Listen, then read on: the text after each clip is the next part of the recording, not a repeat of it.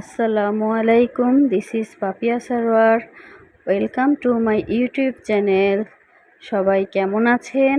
আমি আলহামদুলিল্লাহ অনেক ভালো আছি।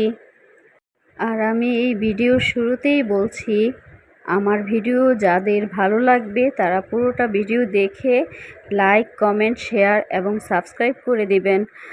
আর যারা অলরেডি সাবস্ক্রাইব করে দিয়েছেন তাদেরকে অসংখ্য ধন্যবাদ। যারা সাবস্ক্রাইব করেননি তারা আমার ভিডিওটি সাবস্ক্রাইব করে দিবেন। আর আজকে আমি আপনাদেরকে দেখাবো দুইটা রেসিপি, একটা ডাল রান্না করার রেসিপি আর একটা গরুর গোশত রান্না করার রেসিপি। তো আমি এখানে ডাল আর ডালের মধ্যে পেঁয়াজ, কাঁচামরিচ, রসুন বাটা, আদা বাটা এবং জিরা বাটা দিয়ে আরও অনেক ধরনের মশলা দেব, যেমন হলুদের গুঁড়ো, মরিচের গুঁড়ো, এগুলো দিয়ে আমি এটাকে মেখে নেব। আর এভাবে ডাল রান্না করলে আমার ছেলে মেয়ে অনেক পছন্দ করে, তাই আমি এভাবে রান্না করি সব সময়। এটার মধ্যে আমি জিরার গুঁড়ো দেই, আবার জিরা বাটাও দেই। তো এখানে জিরা বাটা দিয়েছি আর ধনিয়া গুঁড়ো দিয়েছি।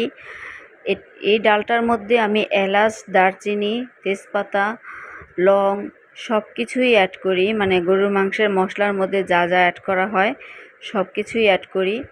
তারপরে দিয়ে দিলাম সামান্য পরিমাণ লবণ। আর লবণটা দেওয়ার পরে আমি একটু তেল দিয়ে নিয়েছি আর এটাকে এখন মেখে নেব। তো আমি ভালোভাবে মেখে নেব যাতে মশলাগুলো ডালের মধ্যে লেগে থাকে। আর আমি ডাল বসিয়ে দিয়েছি, ডালটা আমি এখন বাগার দিব। তো এই যে আমার বাগার দেওয়া শেষ। আমি এইভাবেই ডালটা রান্না করি। আর এরপর দেখাবো গরুর মাংস কিভাবে রান্না করি। তো এখানে কোরবানির গরুর মাংস সবারই আছে। তো কে কে কোরবানির গরুর গোশত দিয়ে কে কী রান্না করেন সেটাই আপনাদের যার যার পছন্দ মতো সে রান্না করেন। তো গরুর মাংস দিয়ে অনেক ধরনের রেসিপি রান্না করা যায়। তো আজকে আমি গরুর গোশতগুলো দিয়ে এখানে রান্না করছি, বাগার দিয়ে রান্না করব। তো এখানে আদা রসুন বাটা, এলাচ, দারচিনি, পেঁয়াজ কুচি এবং হলুদ মরিচের গুঁড়ো সব দিয়ে নিয়েছি একত্রে।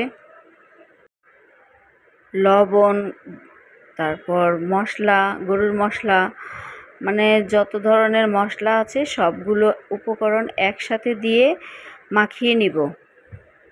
আর ঝালটা যার যার পছন্দ অনুযায়ী দিবেন।